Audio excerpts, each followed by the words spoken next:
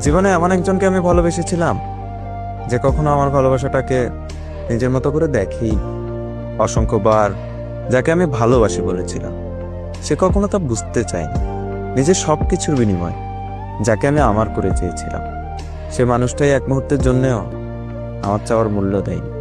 তাকে আমার ভীষণ প্রয়োজন ছিল।